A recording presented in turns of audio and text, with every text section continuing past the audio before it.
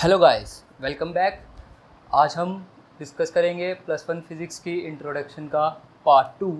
तो last lecture में हमने करा था साइंस की थोड़ी सी डेफिनेशन के बारे में समझा था, फिज़िक्स के बारे में थोड़ी बेसिक नॉलेज ली थी। उसके बाद हमने कुछ मैथमेटिकल फिनोमिनन फार्मूलाज जैसे क्वाड्रेटिक इक्वेशंस, उसके बाद हमने करा था फैक्टोरियल, उसके बाद हमने पढ़ा था binomial theorem.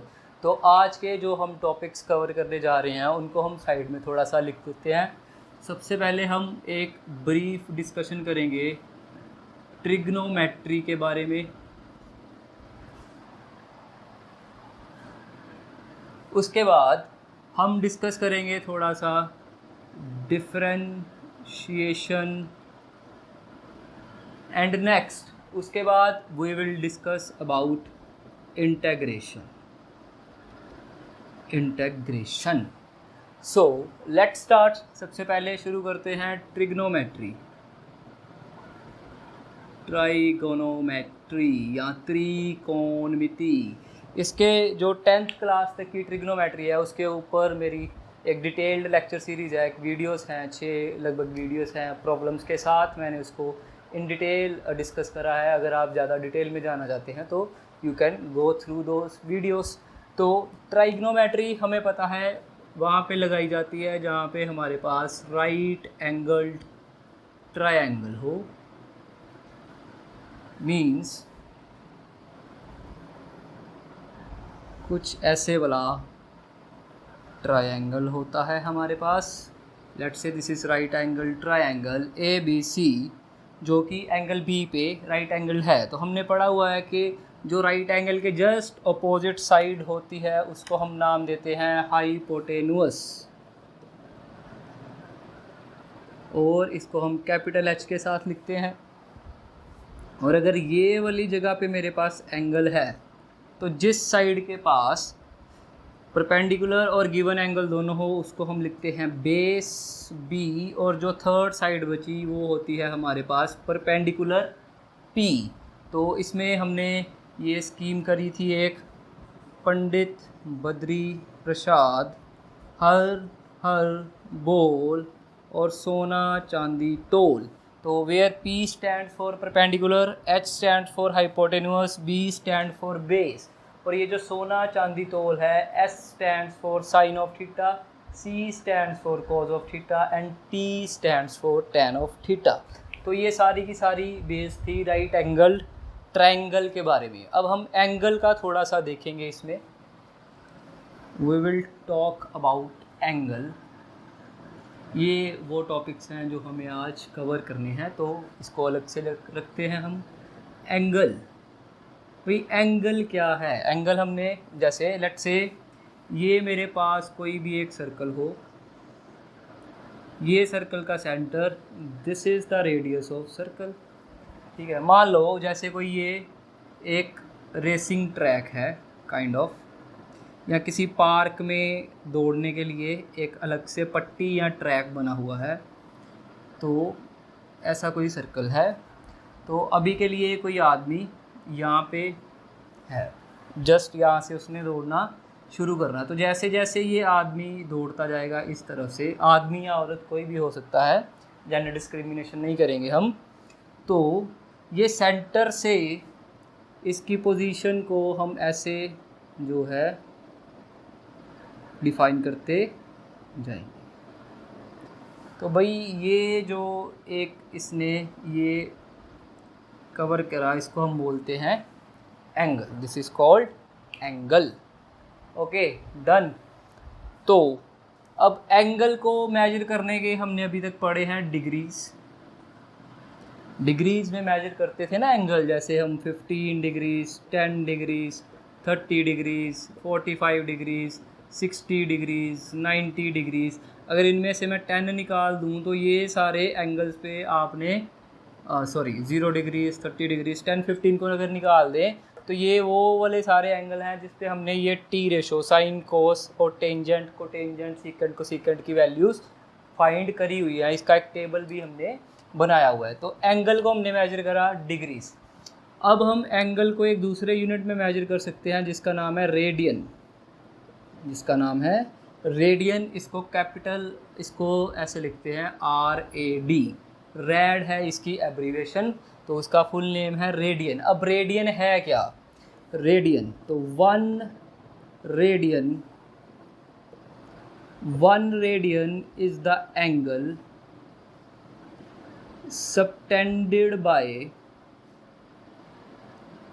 subtended by an arc on the center of circle,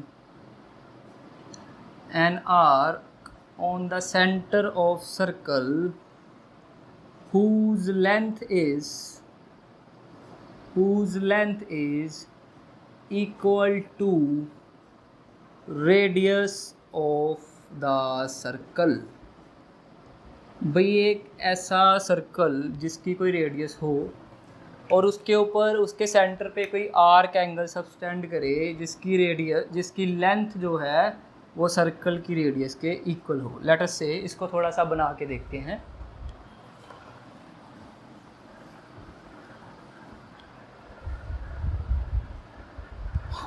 let us से दिस इज अ सर्कल, ये एक सर्कल है, this is the centre of circle O।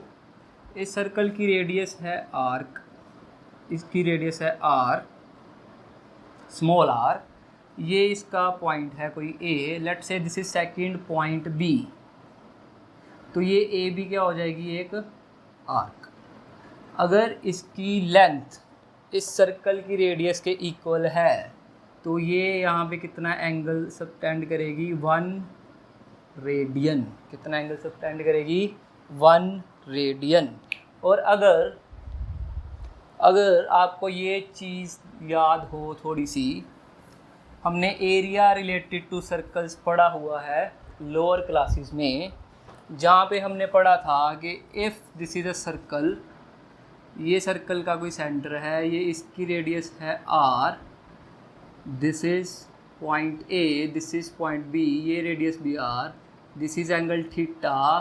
तो हम ये आर्क AB कैसे फाइंड करते थे? आर्क AB ये पूरा पेरीमीटर होता है सर्कल का। दिस इज़, अगर A से चलते हुए हम दोबारा वापस A पे आ जाएंगे तो हम बोलेंगे ये सरकमफ्रेंस बन गया सर्कल का।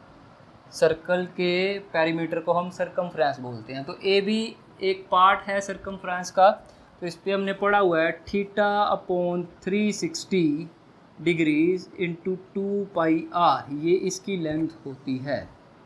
यहाँ पे angle is in degrees, angle is given in degrees. अब देखिए हमने बोला कि कोई एक सर्कल जिसकी रेडियस है r, उसमें हम एक आर्क लें AB जिसकी लेंथ उस रेडियस के इक्वल होगी, तो वो आर्क सेंटर पे कितना एंगल सबटेंड करेगी? 1 रेडियन।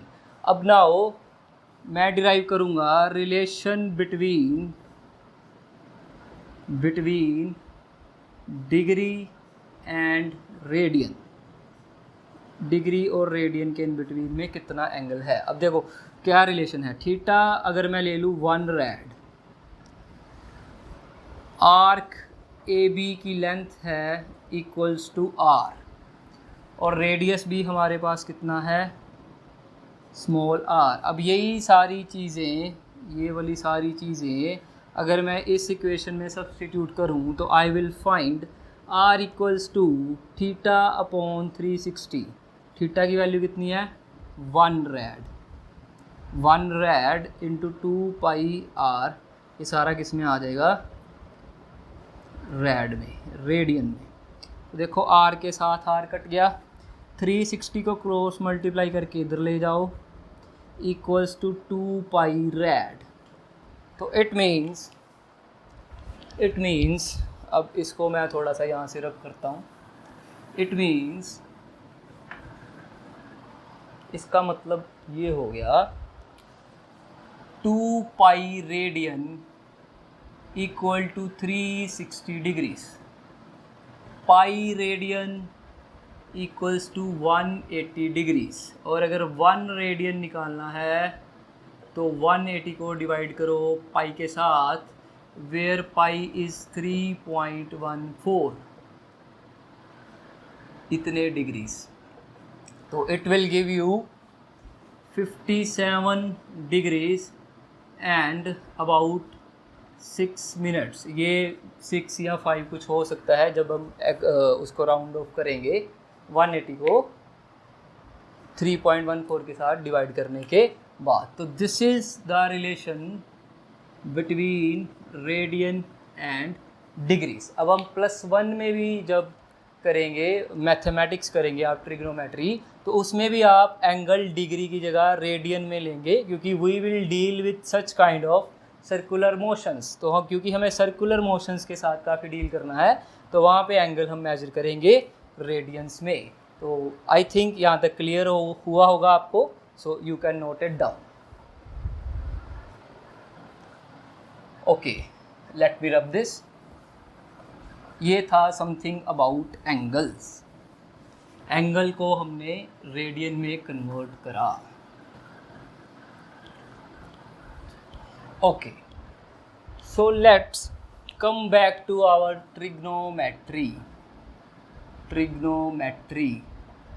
अब 10th तक जो हमने करा, हमने ये वाले एंगल्स के साथ डील किया, 0 डिग्री, 30 डिग्री, 45 डिग्रीज, 60 डिग्रीज और 90 डिग्रीज।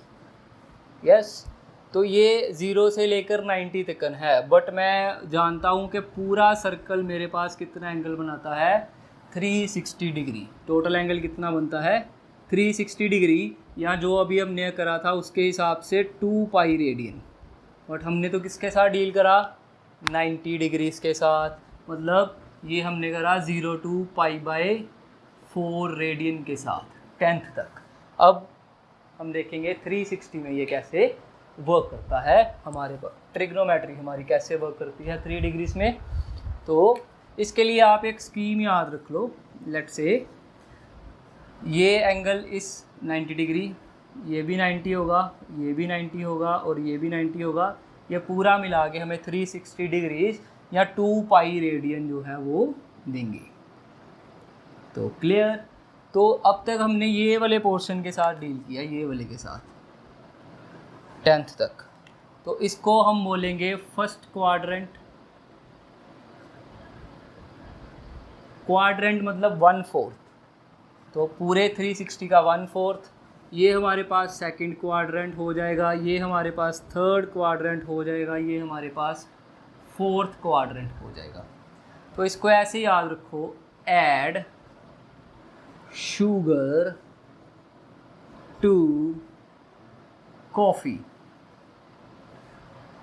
या एक और स्कीम है, all goes from school to college.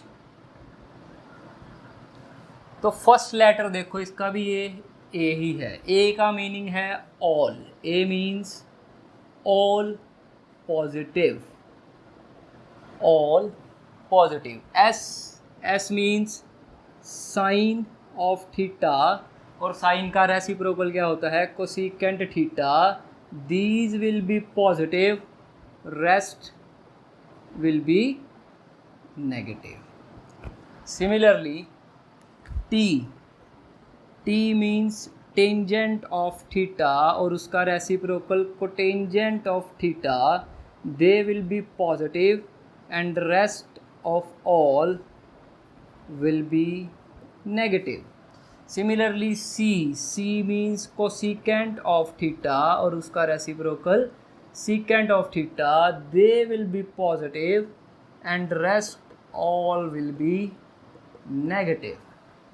तो इसका क्या मतलब है, अब देखिए हमने ये चीज़ें पढ़ी हुई हैं पहले। cos 90 minus theta equals to sine theta. फिर हमने पढ़ा हुआ है sine 90 minus theta equals to cos theta. Next we know about tan 90 minus theta equals to cotangent theta. Just a second.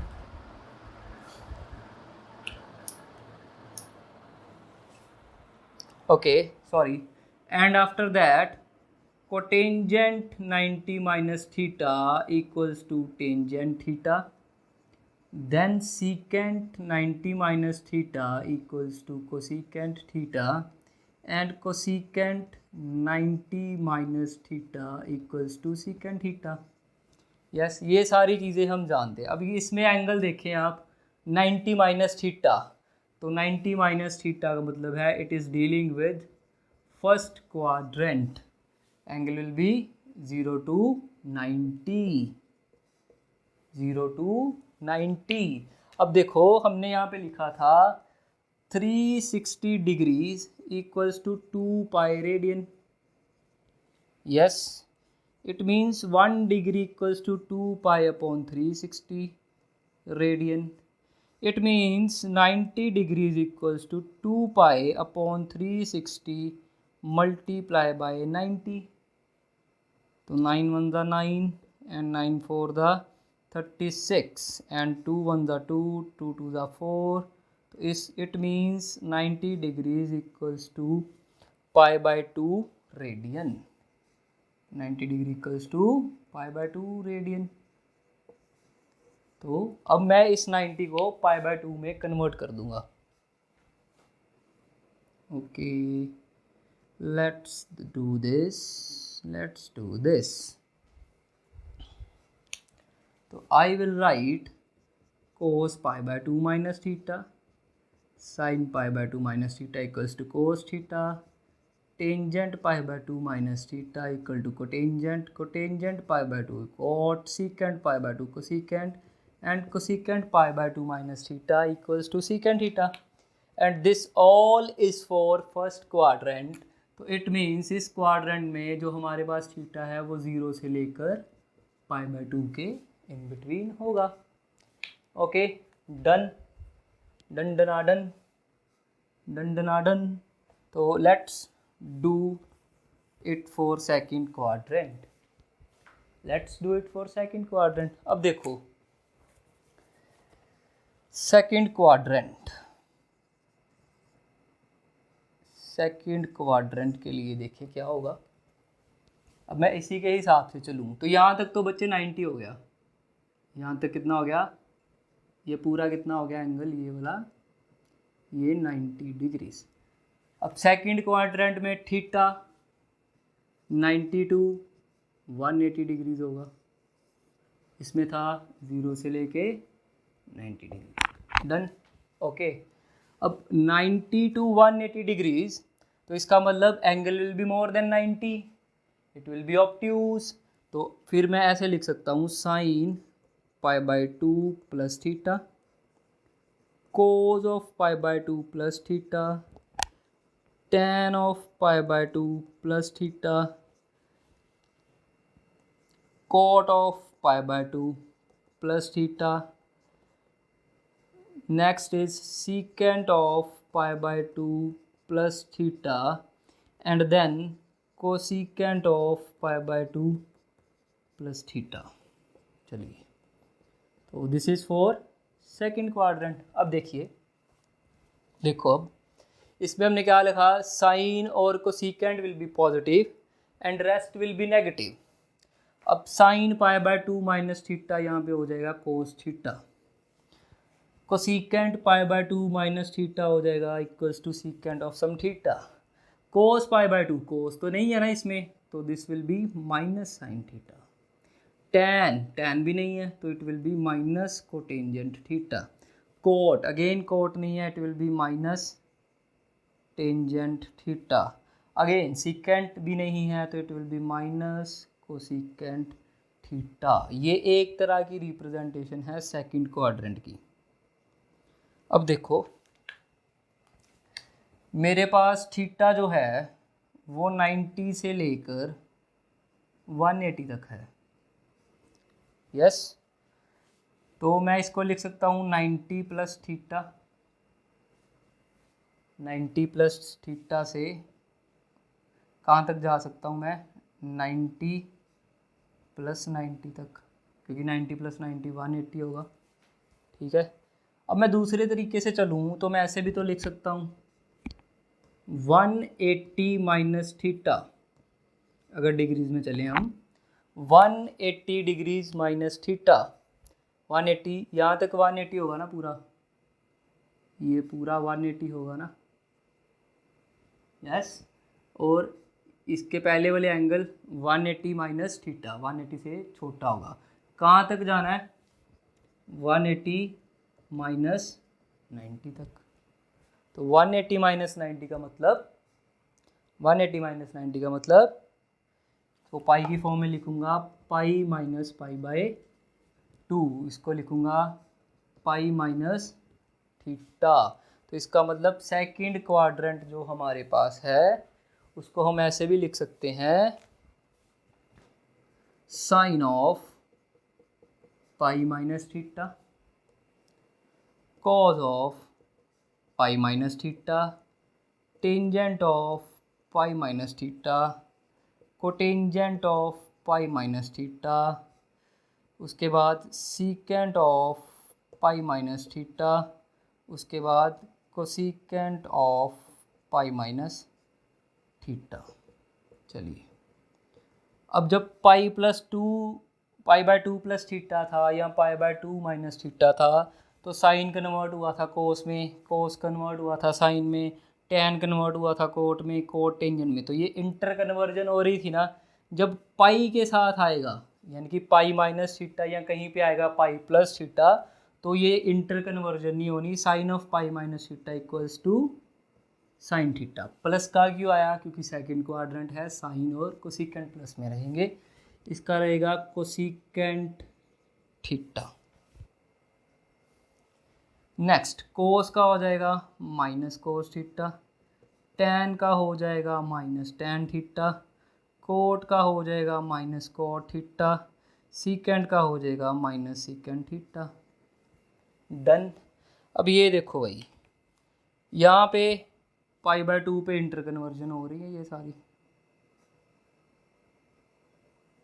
ठीक है जी, ठीक है जी।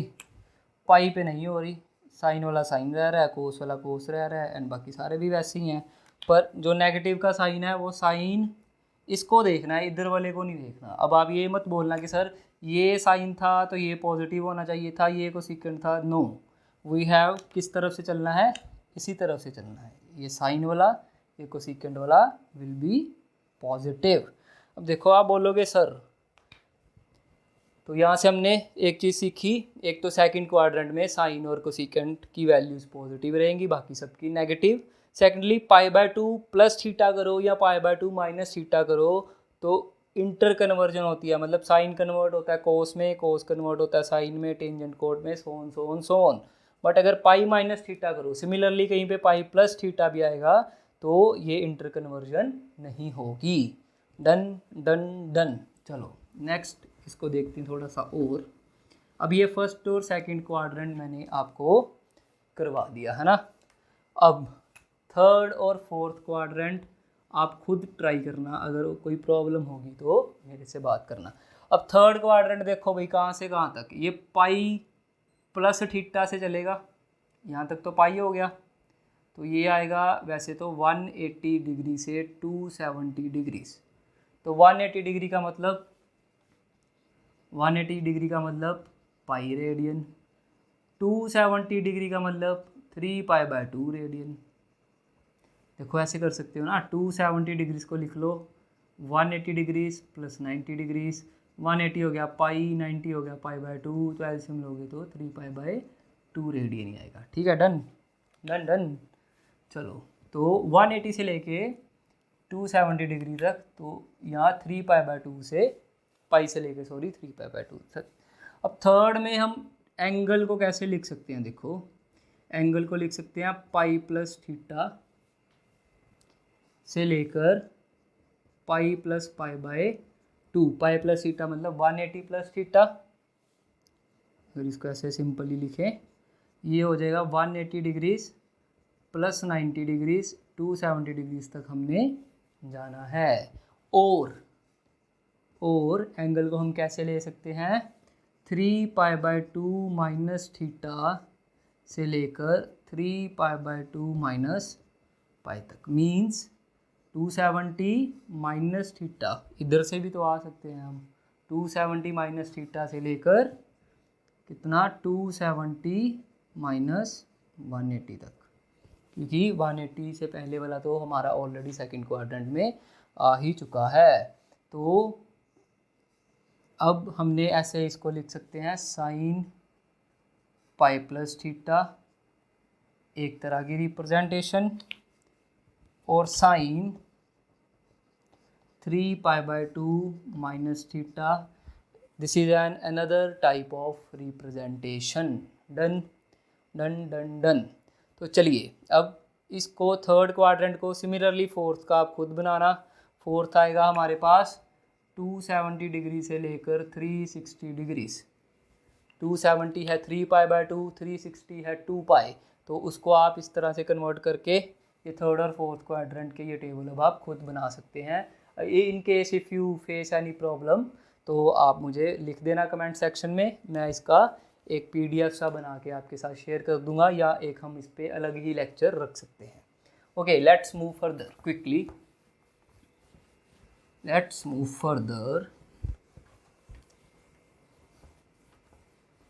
हो तो ये ट्रिग्नोमेट्री का हमारे पास हमने करा था। अब इसके कुछ फॉर्मूलाज जो हमें काम में आने वाले हैं अभी, तो ये हमने ये तो पढ़ा ही है, sine theta, cos theta, tangent theta, क्या होता है B, P by B, cosecant theta, sine का रेसिप्रोकल, उसके बाद सीकेंट थीटा, कोस का रेसिप्रोकल, उसके बाद कोटेंजेंट थीटा जो है वो टेंजेंट का रेसिप्रोकल। ये आइडेंटिटीज़ भी हमें याद होंगी, sine square theta plus cos square theta equals to 1, secant square theta minus tangent square theta equals to 1, उसके बाद cosecant square theta minus cotangent square theta equals to 1, and tan theta equals to sine theta by cos of theta. ये सारी चीज़ें we have done in our 10th standard, ये हमने सारी 10th में पढ़ी हुई हैं। अब इसके अलावा जो फॉर्मूले हमारे पास आने हैं, लेट मी रब दिस, जो अभी हमारे पास काम में आएंगे वो कुछ फॉर्मूले लिख दूंगा, जैसे sine of 2 times theta equals to 2 sine theta cos theta. Similarly cos of 2 times theta equals to cos square theta minus sine square theta equals to 1 minus 2 sine square theta equals to 2 cos square theta minus 1। ठीक है, उसके बाद tangent of रुकना एक minute, just a minute, okay sorry there was some disturbance. तो tangent of 2 theta पे थे हम, this is 2 tan theta upon 1 minus tan square theta. Similarly जैसे दो एंगल्स का सम करना साइन के साथ, तो वो हम लिख सकते हैं sine A cos B plus cos A sine B. Similarly sine of 2 angles का subtraction, sine of A minus B, sine A cos B minus cos A sine B. Similarly cos A plus B को हम लिख सकते हैं cos A cos B minus sine A sine B. Cos A minus B को लिख सकते हैं हम cos A cos B minus sine A sine B. tan A plus B को हम लिख सकते हैं tan of A plus tan of B upon 1 minus tan A tan B. tan of A minus B equals to tan A minus tan B upon 1 plus tan A tan B. और भी कई सारे फॉर्मूले हैं जहाँ जहाँ पे आएंगे इन द अपकमिंग लेक्चर्स, तो वहाँ पे मैं उसको भी एक्सप्लेन कर दूंगा, बट अभी के लिए हम इतने लिखते हैं। तो ये वाले जो फॉर्मूले हैं ना, ये इसके बारे में अच्छी तरह से अगर आप पढ़ लेंगे अपनी +1 की ट्रिग्नोमेट्री में, तो बाकी सारे tan A plus B, tan A minus B, sine 2 theta, tan 2 theta cot, बाकी सारे इन्हीं से ड्राइव जो आपकी ट्रिग्नोमेट्री के जितने भी फॉर्मूले हैं उसमें 90% से अबव फॉर्मूलाज इसी से ही ड्राइव हो सकते हैं। तो आप इसको इन 4 फॉर्मूलों को अपने +1 के मैथमेटिक्स की जो क्लासेस हैं उसमें अच्छे से पढ़ लेना। अगर इन केस आप कोई प्रॉब्लम फेस कर रहे होंगे तो जस्ट टेल मी, तो हम कोशिश करेंगे ट्रिग्नोमेट्री पे एक अलग से वीडियो बना लें। Okay, let's move further.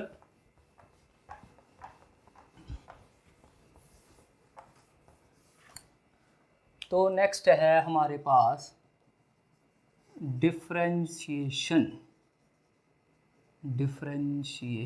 इसको डिफरेंशिएबिलिटी भी बोलते हैं कई बार कुछ लोग। तो डिफरेंशिएशन क्या है? Differentiation is the rate of change of dependent variable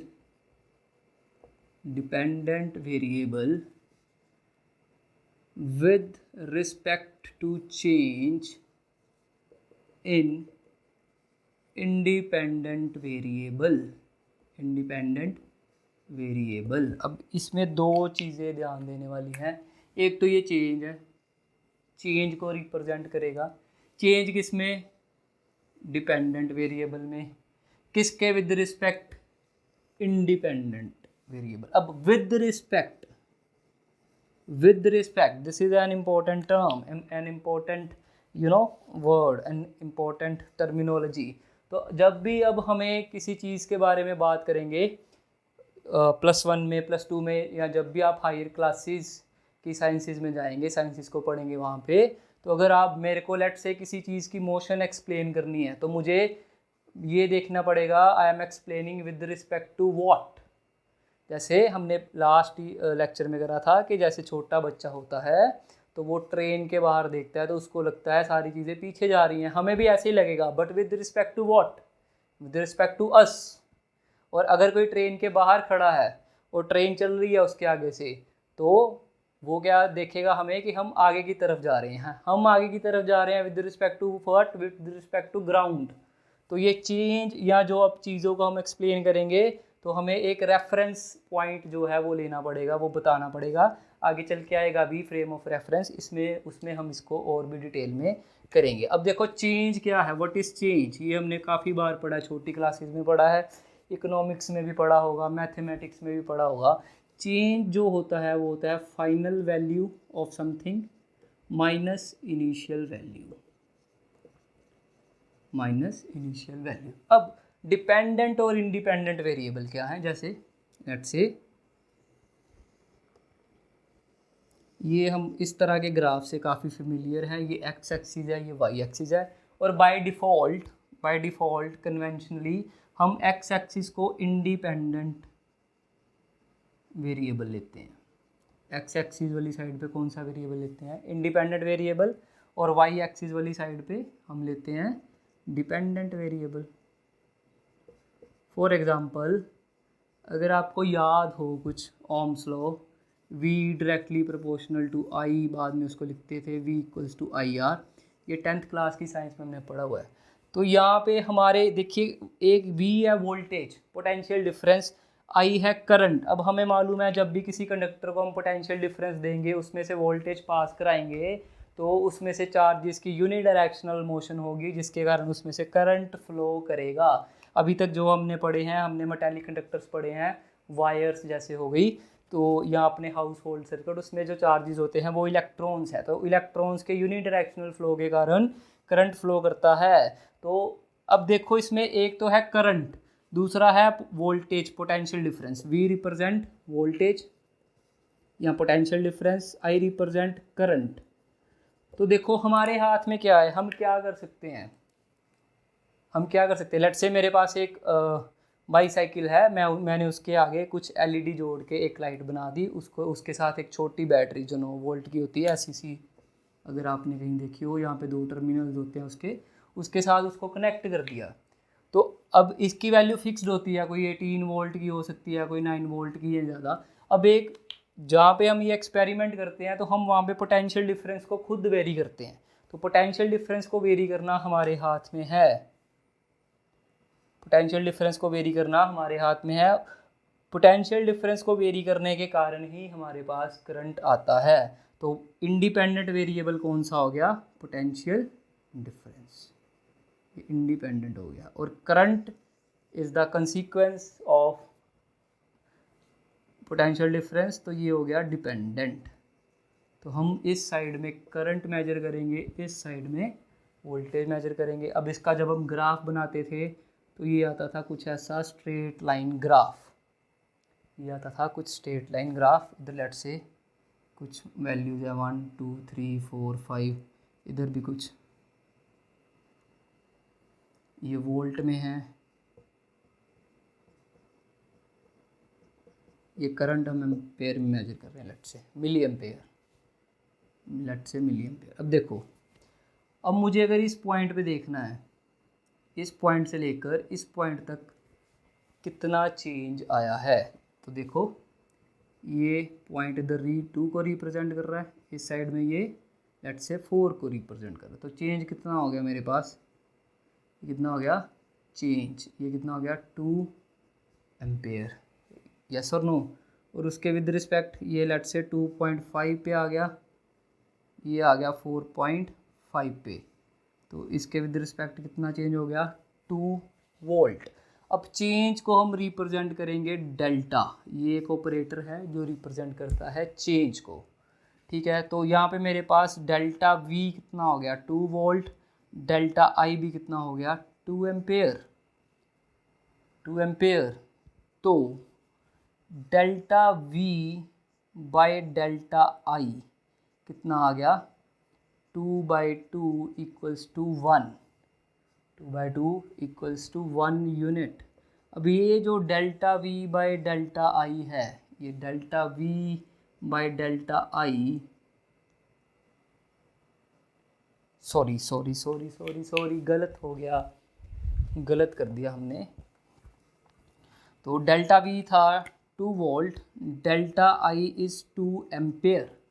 तो ये जो delta I by delta V है, ये क्या बना 2 ampere upon 2 volt equals to 1 unit, जो भी, ठीक है। रेजिस्टेंस होगा वैसे तो देखो रेजिस्टेंस का यूनिट होता है ओम, क्योंकि V equals to I R है, तो V अपॉन आई क्या होगा R is what resistance, and resistance is measured in ohm, ठीक है जी। तो अब देखो ये डेल्टा आई क्या है, डेल्टा आई क्या है, डेल्टा आई है change in current.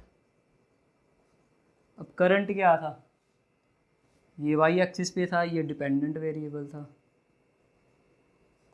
Delta V क्या है, चेंज इन वोल्टेज। अब वोल्टेज एक्स एक्सिस पे था तो ये था इंडिपेंडेंट, यस और नो। तो delta I upon delta V क्या हो गया, differentiation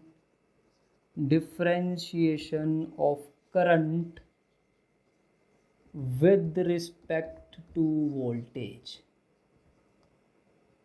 differentiation of current with respect to voltage, क्योंकि डिफरेंशिएशन को मैंने ये लिखा change of dependent variable with respect to independent, rate of change of dependent variable with respect to independent variable.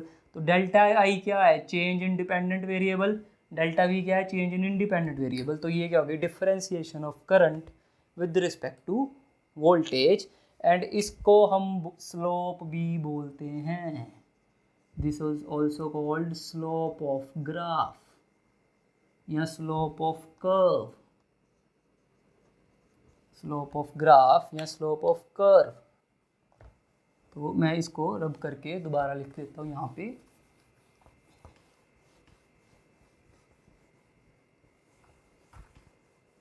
तो अभी मैं इसको यहाँ से रब कर रहा हूँ, तो मैं इसको लिख रहा हूँ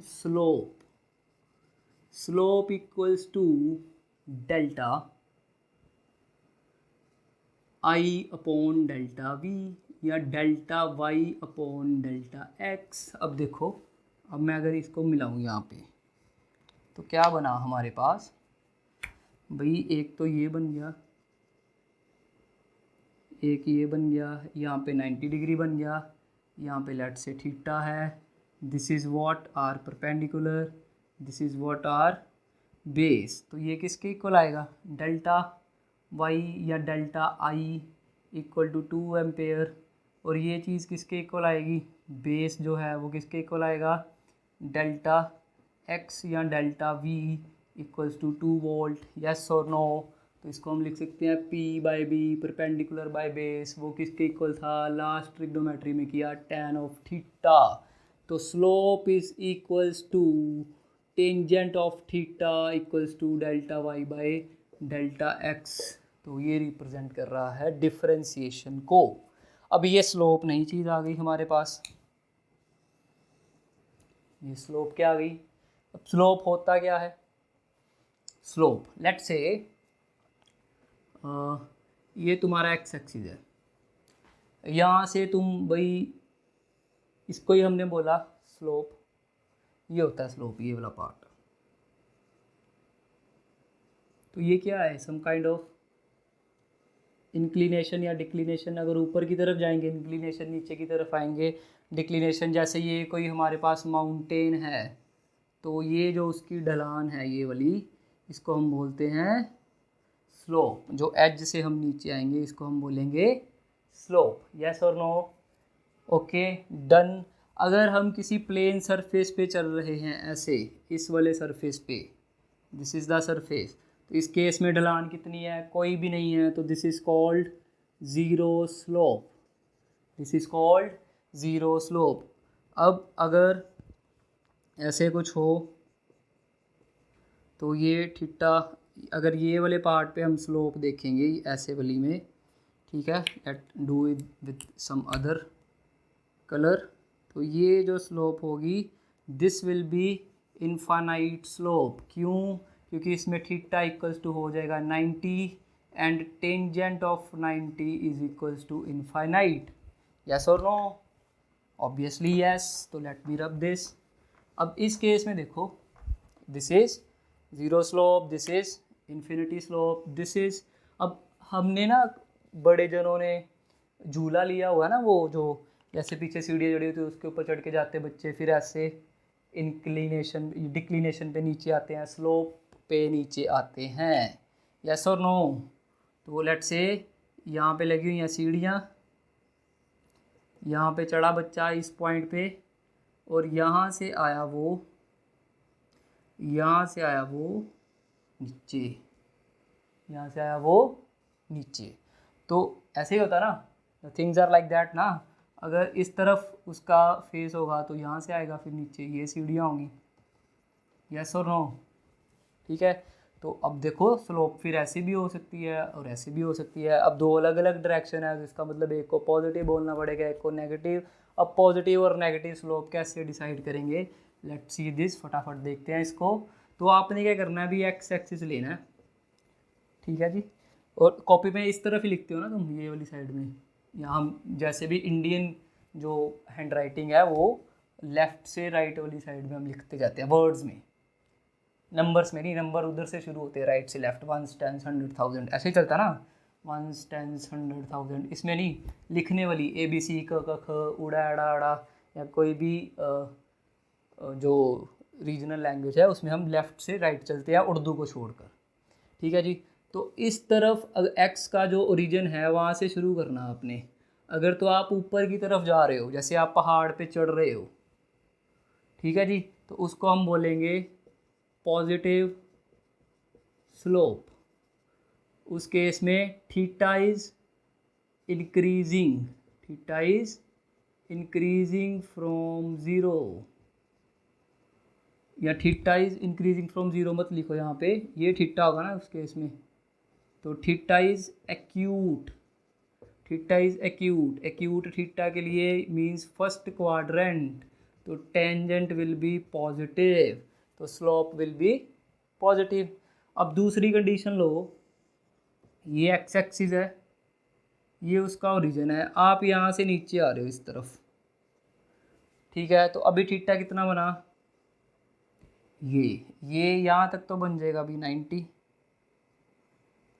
ये एक एक्स्ट्रा हो गया इसमें ये वाला, तो ये पूरा थीटा क्या बनेगा, this will be something 90 degree plus theta और π/2 प्लस थीटा। π/2 में भी करेंगे ना, रेडियन में, है ना। तो ये थीटा क्या हो गया फिर हमारे पास, एंगल क्या हो गया इसमें, angle is obtuse. π/2 plus theta है तो कौन सा क्वाड्रेंट है, सेकंड क्वाड्रेंट। तो tan of theta will be negative in this, तो इस स्लोप को हम बोलेंगे नेगेटिव स्लोप। तो जो ग्राफ ऐसे वाले होंगे बच्चे, दिस वन, वो ऐसे यहाँ पे x यहाँ पे y, तो उसकी स्लोप विल बी पॉजिटिव। और जो ग्राफ डिक्रीजिंग में होंगे जैसे x y ऐसे वाले ग्राफ टाइप के, इसकी slope will be negative. Done.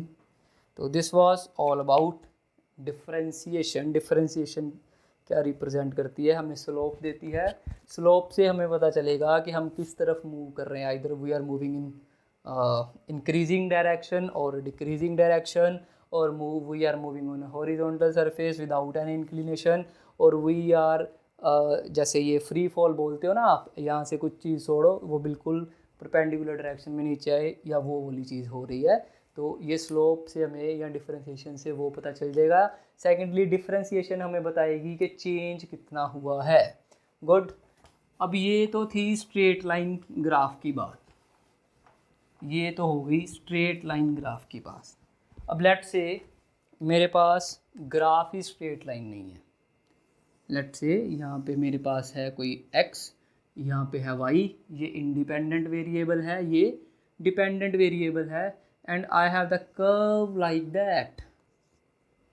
मतलब अगर मैं इसको ऐसे करूँ तो ये ऐसे कुछ कहीं पे जाके मे भी कोई सर्कल या सर्कुलर पाथ भी बना देगी। ठीक है, तो अभी के लिए हम इसको ही देखते हैं। तो भाई इसकी स्लोप कैसे निकालें, इस पे चेंज कैसे देखें। देखो लेट्स से ये this is okay, this is point A and let's say this is point B। मेरे को A से B तक चेंज देखना है, तो देखो भी पहले बनाओ उसी तरह से।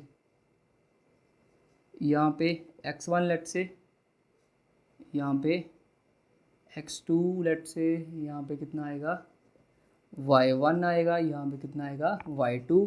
ये डेल्टा y को रिप्रेजेंट करेगा यहाँ से यहाँ तक, और ये यहाँ से यहाँ तक डेल्टा x को रिप्रेजेंट करेगा। तो भाई फिर क्या देख रहे हैं हम, मिला देते हैं इसको, मिला दो। This will give me delta x and this will give me delta y, means change in x change in y। अब ये यहाँ पे 90 तो बन गया। अब ये तो कर्व है, तो थीटा कैसे ले, तो अभी के लिए थीटा ऐसे ले लो कि भाई A और B को स्ट्रेट लाइन से मिला दो, ये एंगल हो जाएगा थीटा। अब tan ऑफ थीटा देखो क्या बनेगा अभी, delta y by delta x, slope है ना डिफरेंशिएशन।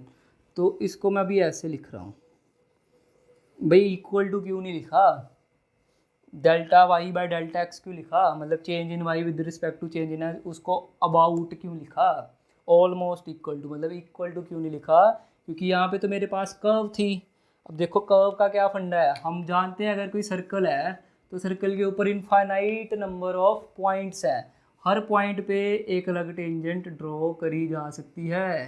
तो इसका मतलब इनफाइनाइट टेंजेंट, इनफाइनाइट टेंजेंट्स का मतलब है इनफाइनाइट स्लोप्स। इनफाइनाइट स्लोप्स का मतलब है ये जो रेट ऑफ चेंज है ना यहाँ से यहाँ तक, ये कांस्टेंट नहीं है, this is not constant, this is not constant. तो क्या करें फिर, क्या करें फिर, अब देखो क्या करेंगे, जैसे ये कोई कर्व है लेट से, और मैं इसका ये वाला पार्ट ले लूँ, ये वाला, ये काफ़ी छोटा सा पार्ट, फिर उसको मैं निकाल के अलग कर लूँ। जैसे मेरे पास ये कोई ऐसी कोई वायर है, तो मैं इसको यहाँ से ये वाला पार्ट उसका तोड़ दूँ, तोड़ के मैं उसको देखूँ तो ये मुझे ऐसे ही लगेगा स्ट्रेट लाइन। या ये अगर ये कोई सर्कल है तो इसका ये वाला छोटा सा पार्ट कट कर लूँ, late do it with another colour, ये वाले ये छोटा सा पार्ट, तो ये मुझे स्ट्रेट ही तो मिलेगा, यस और नो। ये वाला पार्ट देख लूँ छोटा सा, ये तो स्ट्रेट ही मिलेगा, यस और नो, यस और नो।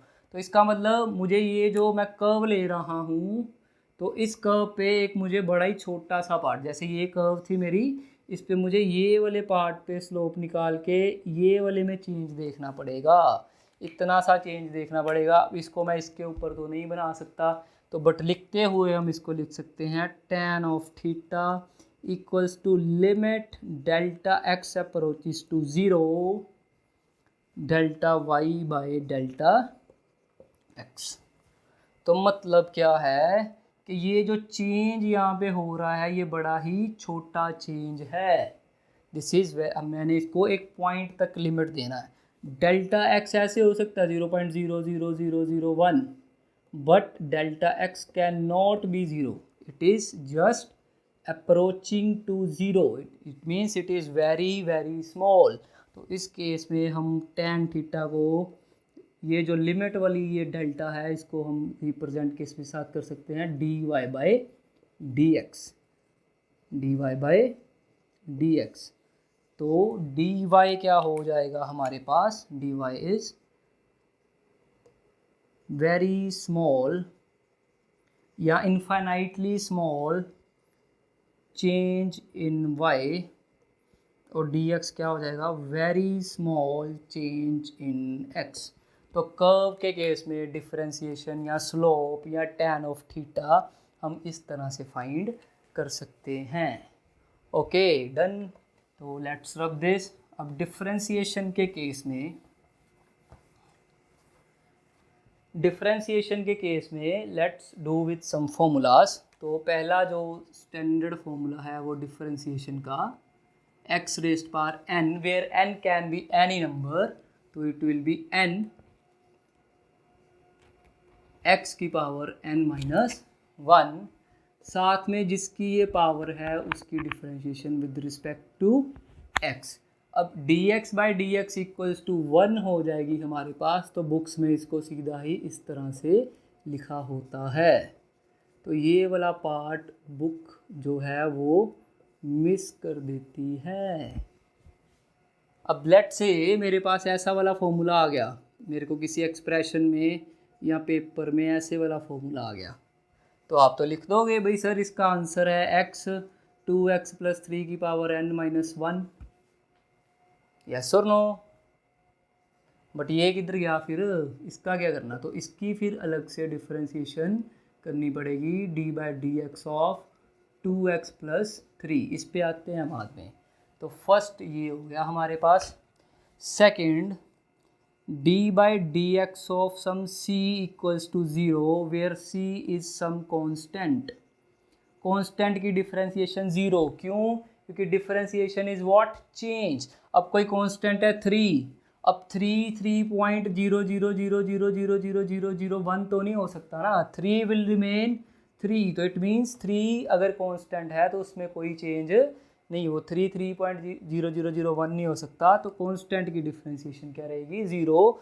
जो चीज़ कांस्टेंट है, अगर हमारा डिपेंडेंट वेरिएबल कांस्टेंट है तो उस केस में हमारे पास उसकी डिफरेंशिएशन क्या आ जाएगी, 0, उसमें चेंज कुछ नहीं है। जैसे कोई बॉडी रेस्ट पे पड़ी हुई है, अगर हम इस डायरेक्शन में ले लें टाइम, इस डायरेक्शन में ले लें पोजीशन, तो यहाँ पे बॉडी पड़ी हुई थी हमारे पास रेस्ट पे, तो जितना मर्जी टाइम, अगर जैसे कोई बुक मेरे पास टेबल पे पड़ी हुई है, जैसे मैं इस मार्कर को यहाँ पे रख दूँ, तो अगर इसको ना ही छेड़ा जाए ना ही हिलाया जाए, तो कल भी अगर हम आके देखें तो मार्कर यही रहेगा, 2 डेज बाद, 3 डेज, 1 ईयर बाद यहीं पे रहेगा।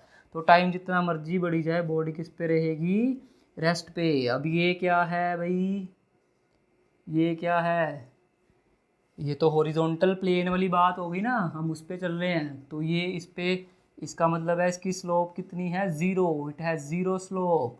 तो it means tan of theta equals to 0।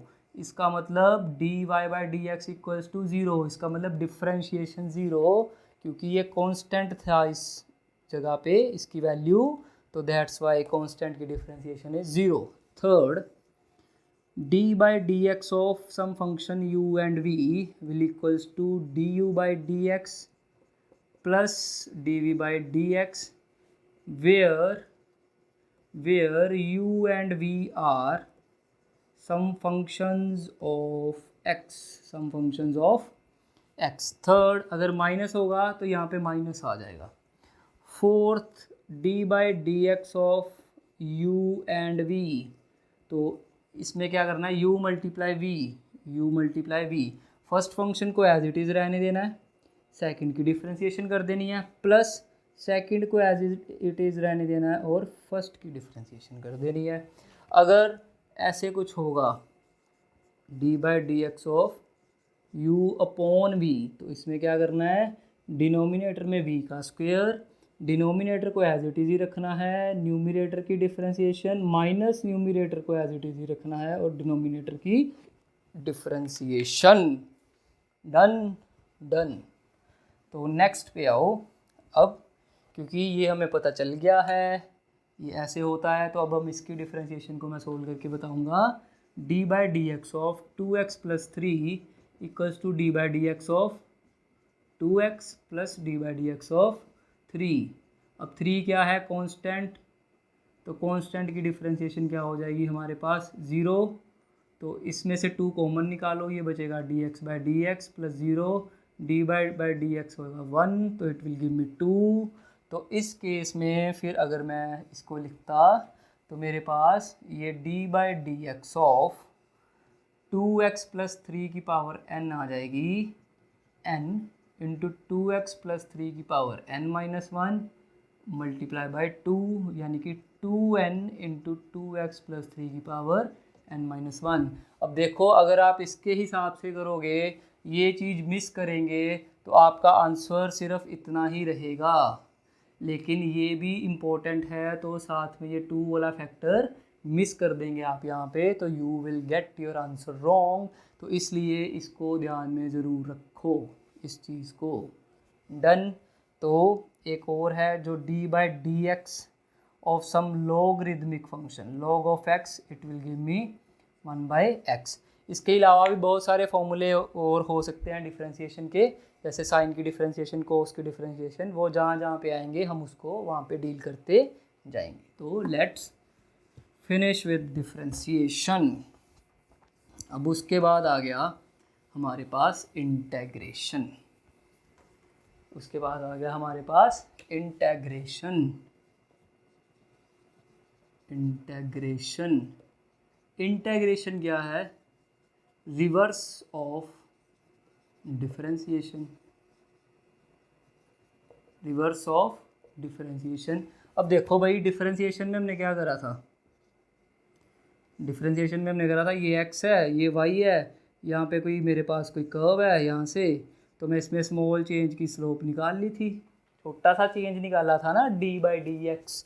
तो इंटीग्रेशन क्या है, एडिशन ऑफ स्मॉल चेंजेस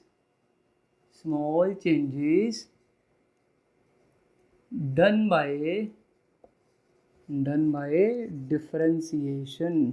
जो डिफरेंशिएशन करके हमने स्मॉल चेंजेस करे हैं, ये वाला चेंज, जैसे ये कोई कर्व थी, डिफरेंशिएशन करके, सॉरी यहाँ पे मार्कर, ये हमने चेंज करे, ये वाला चेंज करा, फिर ये चेंज करा, फिर ये चेंज करा, फिर ये करा होगा, फिर ये जो छोटे छोटे चेंज हमने अलग अलग करके निकाले थे डिफरेंशिएशन के हिसाब से, उन सबको क्या कर दो, ऐड कर दो, उसको हम बोलेंगे इंटीग्रेशन। इसका सिंबल ये होता है कुछ, मतलब थोड़ा बिगड़ा हुआ एस शेप का सिंबल है। अब आप बोलोगे सर इतने सारे नंबर्स को प्लस करना है हमने, ये कोई ना कोई नंबर देंगे ना, ये छोटे छोटे चेंजेस, जैसे dy/dx 2 आएगा या 1.5 आएगा या 1 आएगा या कहीं 3 आएगा, तो उन सबको हमने क्या करना है, add, we have to add all of these changes. तो अब आप बोलोगे सर सबको हमने करना है ऐड, जैसे 0.1 2 2.5 1.5 ऐसे ऐसे करके हमें आगे चलते जाना है, तो हम इन स्मॉल चेंजेस को करेंगे ऐड। तो अब आपको याद हो, अगर जब आप मीन निकालते थे 10th क्लास में, तो आप उसको लेते थे ना, ये summation f(i)xi i varies from 1 to n upon summation i varies from 1 to n fi, yes और नो। तो ये समेशन भी तो वही था, नंबर्स को प्लस करते जाओ, जो आ जाए वो। अब उस प्लस की जगह पे ये क्यों नहीं लिखा हमने, लिख दिया हमने? तो देखो अब इन दो सिंबल में फ़र्क देखो, इसको समझना थोड़ा ज़रूरी है, ये काम आएगा। क्योंकि कहीं पे वो ये समेशन, इसको हम बोलते हैं समेशन। समेशन का मतलब ऐड, इसको हम बोलते हैं इंटेग्रेशन। इंटेग्रेशन, ये भी एडिशन है, ये भी एडिशन है। ये एडिशन किसकी है? This is addition of addition in case of discreteness. This is addition in case of continuity. जैसे फॉर एग्जांपल लेट्स से मेरे पास नंबर लाइन है, दिस इज लाइक दिस, ठीक है जी। तो जैसे चलो नंबर लाइन भी छोड़ो, जैसे मेरे पास है, मैंने करना हो for example some of natural numbers, some of first 20 natural numbers. आप बोलोगे सर मतलब ऐसे कर दो 1 + 2 + 3 + 4 प्लस कहाँ तक जाओ भाई 20 तक। देखो 1 प्लस हो रहा है, 1 के बाद 2 प्लस हो रहा है, 1 प्लस हो रहा है, 1 के बाद 2 प्लस। अब अगर नंबर लाइन को देखो तो भाई 1 से 2 के बीच में 1.1 भी आएगा, कहीं पे 1.15 भी आएगा, कहीं पे 1.2 भी आएगा, 1.4 भी, ऐसे करके आएंगे ना। बट हम इन सारे नंबर्स को बीच में से क्या कर रहे हैं, स्किप कर रहे हैं। क्या कर रहा है हमने, स्किप करा, इनको हमें प्लस नहीं करना। मुझे कौन कौन से नंबर प्लस करने हैं, this one and this one. तो 2 के बाद सीधा कहाँ पे जाना मुझे, 3 पे। 2 और 3, 2 के बाद 3 चाहिए, 3 के बाद 4, ऐसे करते करते मुझे चाहिए 20। भाई इसके बीच में जो नंबर है वो मुझे नहीं चाहिए, मतलब मुझे एक खास वैल्यू चाहिए। Some I need some certain values, 4 5 कहाँ तक, 20 तक। तो इस केस में मैं लगाऊंगा समेशन। समेशन किसकी, x की। x = 1 to 20, मतलब फर्स्ट टाइम मैं इसको पुट करूँगा 1, फिर प्लस, समेशन का मतलब है प्लस। सेकंड टाइम इसको पुट करूँगा 2, थर्ड टाइम पुट करूँगा 3, fourth time 4, so on up to 20। तो ये किसके साथ होगा, समेशन के साथ होगा। अब मेरी प्रॉब्लम क्या थी, मेरी प्रॉब्लम ये वाली थी, ये 0 से चल रहा था, इधर x, इधर चल रहा था y, ये था इंडिपेंडेंट, ये था डिपेंडेंट, ठीक है जी। तो मेरी प्रॉब्लम थी ये वाले रीजन्स, ये छोटे छोटे जो मैं अभी ब्लैक स्पॉट्स बनाऊंगा, भाई इनके बीच में मुझे जो चेंजेस हैं उन चेंजेस को प्लस करना है, ये वाले चेंजेस, छोटे छोटे चेंजेस। अब ये छोटे छोटे चेंजेस कैसे होंगे, ये छोटे छोटे चेंजेस कैसे होंगे, हो सकता है मेरे पास ऐसे वाला प्लस करना आ जाए, 0.001 प्लस 0.0000101 प्लस 0.0112, ऐसे कुछ आ जाए। तो ये किसके साथ हो गई, ये कंटिन्यूटी में चल रहे हैं, यहाँ पे हर एक नंबर आएगा रियल लाइन वाला। तो इसको हम किसके साथ करेंगे, इसको हम इंटीग्रेशन के साथ करेंगे। तो this is the difference between integration and summation, दोनों का मतलब एडिशन ही है। तो जहाँ पे उसने समेशन यूज़ करा होगा तो हम समझ जाएंगे भैया वो डिस्क्रीट सिस्टम की बात कर रहा है। किसकी बात कर रहा है, डिस्क्रीट सिस्टम की। जहाँ पे इंटीग्रेशन का सिंबल होगा वहाँ पे हम समझ जाएंगे कि वो कंटिन्यूटी की बात कर रहा है। Done done done. तो लेट्स मूव फर्दर। इंटीग्रेशन का थोड़ा सा इसमें हम करके ख़त्म करेंगे इसको। लेट्स से मैंने जब किसी को डिफ्रेंशिएशन किया था तो मेरे पास डिफ्रेंशिएशन आया था t = dy/dx, ठीक है जी। अब मैं dx को इधर लेके जाऊंगा तो dy = आ जाएगा t dx। ये क्या था, change in y with respect to change in x। अब मेरे को ये सारे चेंजेस को क्या करना है, सम। जैसे लेट से यहाँ से लेकर यहाँ तक जितने भी चेंजेस आए होंगे, ये वाले इन सबको क्या करना है, प्लस। तो मैं कौन सा सिंबल यूज़ करूँगा दोनों तरफ, इंटीग्रेशन, dy t dx। तो जब डिफरेंशिएशन क्या था, स्मॉल चेंज, इंटीग्रेशन क्या था, उसका रिवर्स। तो जब भी डिफरेंशिएशन और इंटीग्रेशन आमने सामने आ जाए, उनके बीच में कुछ भी ना हो, तो ये कैंसिल होते हैं।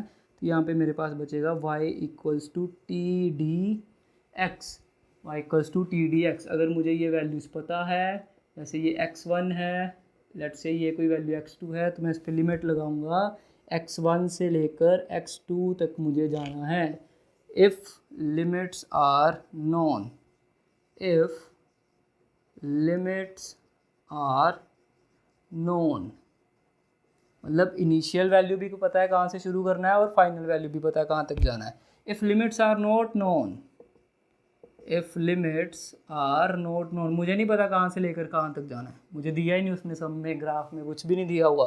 तो मैं क्या करूँगा, y equals to t d x की इंटीग्रेशन तो कर दूंगा, साथ में c लगा दूंगा। c is what, some constant of integration, some constant of integration.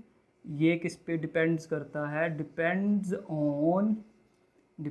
On initial and final value of, चलो यहाँ तक ही रहने दो। तो ये इनिशियल वाली वैल्यू और फाइनल वाली, मतलब बाउंड्री कंडीशंस पे, किस पे, बाउंड्री कंडीशंस। बाउंड्री जानते हो ना, बाउंड्री जो सीमा होती है, लिमिट होती है। तो ये लिमिट्स की बात कर रहे थे हम, ये लोअर लिमिट, ये अपर लिमिट। तो बाउंड्री कंडीशंस या इनिशियल और फाइनल वैल्यू पे ये डिपेंड करता है। डन, इसको आप नोट कर सकते हैं। Let's move further. इंटीग्रेशन के भी कुछ फॉर्मूले हम करते हैं इसमें। हाँ, ओके। तो integration x rest power n dx, तो x rest power n+1 upon n+1 plus c, क्योंकि इसमें कोई लिमिट नहीं दी हुई, तो ये c को हमने नहीं भूलना है। तो सेकेंडली u इंटू वी की इंटीग्रेशन, पहले u प्लस वी की कर लो, चलो। तो इसको हम अलग अलग करके लिख सकते हैं, u dx plus v dx plus c, where u and v are functions of x। तो फर्दर अगर माइनस होगा तो इधर माइनस आ जाएगा, u into v d x. अब ये थोड़ा सा कॉम्प्लिकेटेड सा है। फर्स्ट फंक्शन को एज इट इज़ ही रखना हमने, फर्स्ट सेकंड किसी को भी ले सकते हो, इसको भी फर्स्ट, इसको भी सेकंड। अगर हम प्रॉब्लम कहीं पे करेंगे तो वहाँ पे मैं इसको एक्सप्लेन करूँगा। हाँ, माइनस इंटीग्रेशन में d u by D x होगा, साथ में होगी integration of v d x, और इसमें इन दोनों को मल्टीप्लाई करके जो बचेगा उसकी फर्दर इंटीग्रेशन। अब देखो यहाँ पे तो एक इंटीग्रेशन है, यहाँ पे एक अंदर है, और ये डिफरेंशिएशन है। ये दोनों का जो रिजल्ट आएगा मल्टीप्लाई करेंगे उसको, उसकी एक पूरे पे इंटीग्रेशन आएगी। तो ये सारी चीज़ें। अब log x की डिफरेंशिएशन हमने करी थी D by D x of log x, उसको करा था 1/x। तो इसका मतलब 1/x dx equal to log of x plus c, इसमें भी प्लस c लगाना हमने नहीं भूलना है। Done done. तो जैसे साइन x की इंटीग्रेशन होती है माइनस कोज x प्लस सी, कोज x की इंटीग्रेशन होती है जैसे साइन x प्लस सी, ऐसे आगे हम कर सकते हैं। और जहाँ जहाँ पे जो जो फॉर्मूले आएंगे वो चलेगा। हाँ, इसकी डिफरेंशिएशन भी बता देता हूँ साइन कोस की। D by D x of sine x equals to cos x, whereas d by D x of cos x equals to minus sine of x. तो ये कुछ थोड़े से ही फॉर्मूले हैं, 4-5। तो फर्दर नेक्स्ट जहाँ जहाँ पे जो जो इसका फॉर्मूला आता जाएगा हम उसको वहाँ पे इलेबोरेट करेंगे। तो आज हमने कंप्लीट किया है ट्रिग्नोमेट्री, डिफरेंशिएशन, इंटीग्रेशन, और उसमें हमने एंगल का भी देखा था थोड़ा, एंगल को कैसे मेजर करते हैं, क्या उसके डिग्री और रेडियन यूनिट्स में क्या रिलेशन है। तो आने वाली नेक्स्ट वीडियो में हम फिर अपने जो बेसिक फिज़िक्स के टॉपिक हैं, जैसे इंटरेक्शन इन फिज़िक्स, 4 तरह की जो फोर्सेस हैं, जो इंटरेक्शन है, वहाँ से शुरू करके हम इसको फर्दर लेके जाएंगे अपने सिलेबस को। तो ये सारी चीज़ें देख लेना, समझ लेना। अगर इन को केस कोई किसी को प्रॉब्लम आती है तो आप कमेंट सेक्शन में शेयर करके वो मेरे साथ कर सकते हैं। तो अगर मुझे लगा कि उस पर कोई अलग से थोड़ा सा 10 मिनट या 15 मिनट का कोई शॉर्ट वीडियो बनाना चाहिए तो वो भी बना सकते हैं हम। अगर नहीं तो मैं उसके जो पेपर पे लिख के PDF बना के आपको शेयर कर सकता हूँ डिस्क्रिप्शन में। और अगर ये आपको अच्छा लग रहा हो, आपको लग रहा हो आपके लिए बेनिफिशियल है, कुछ सीखने को मिल रहा है, तो दूसरों को के साथ भी ज़रूर शेयर करें, लाइक करें और सब्सक्राइब ज़रूर करें। थैंक यू, मिलते हैं नेक्स्ट वीडियो में। Thank you very much.